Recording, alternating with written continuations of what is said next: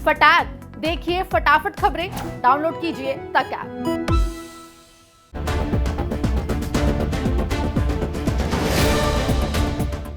सोनाली फोगाट की मौत के बाद से दो नाम सुधीर सांगवान और सुखविंदर की सबसे ज्यादा चर्चा हो रही है। इन दोनों पर ही सोनाली के भाई ने दुष्कर्म और हत्या के आरोप लगाए हैं। सोनाली फोगाट के परिजनों की तहरीर पर ही गोवा पुलिस ने हत्या का मामला दर्ज कर सुधीर सांगवान और सुखविंदर को गिरफ्तार किया है। कौन है सुधीर सांगवान और सुखविंदर जिन पर ये आरोप लगे हैं और कैसे सोनाली फोगाट से इनसे मुलाकात हुई, चलिए हम आपको बताते हैं। दरअसल सोनाली फोगाट की शादी हिसार में संजय फोगाट से हुई थी, लेकिन लगभग 6 साल पहले यानी साल 2016 में उनके पति की रहस्यमयी स्थिति में मौत हो गई थी। इसके बाद सोनाली बीजेपी में शामिल हो गई, जिसके बाद साल 2019 में सोनाली की मुलाकात रोहतक के सुधीर सांगवान और भिवानी के सुखविंदर से बतौर कार्यकर्ता हुई थी। जिसके बाद धीरे धीरे सुधीर और सुखविंदर ने सोनाली फोगाट का विश्वास जीत लिया और उनके पीए के तौर पर काम करने लगे। सोनाली फोगाट की मौत की खबर जब आई, उसके कुछ ही देर बाद सोनाली की बहन ने यह कहा कि रात में सोनाली की बात उनकी मां से हुई थी, जिसमें सोनाली ने यह बात कही थी कि खाना खाने के बाद से कुछ अजीब सा महसूस हो रहा है।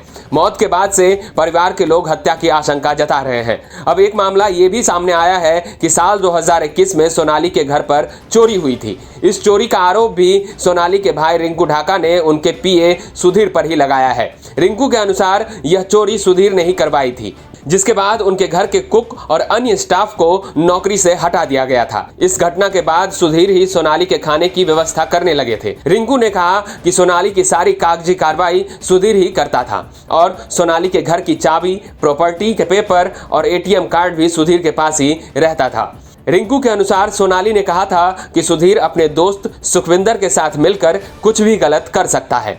इतना ही नहीं बल्कि सुधीर ने फिल्म शूटिंग की बात भी झूठ बोली थी। सुधीर ने जब सोनाली की मौत की जानकारी उनके परिवार को दी तो उस समय सुधीर ने कहा था कि शूटिंग के दौरान सोनाली का निधन हो गया, लेकिन जब मौत की खबर सुनकर परिवार गोवा पहुंचा तो पता चला कि वहां कोई शूटिंग नहीं हो रही थी। रिंकू ढाका ने यह आरोप लगाया है कि सुधीर ने सोनाली की संपत्ति हड़पने के लिए अपने दोस्त सुखविंदर के साथ मिलकर उसकी हत्या की है। ब्यूरो रिपोर्ट, हरियाणा तक।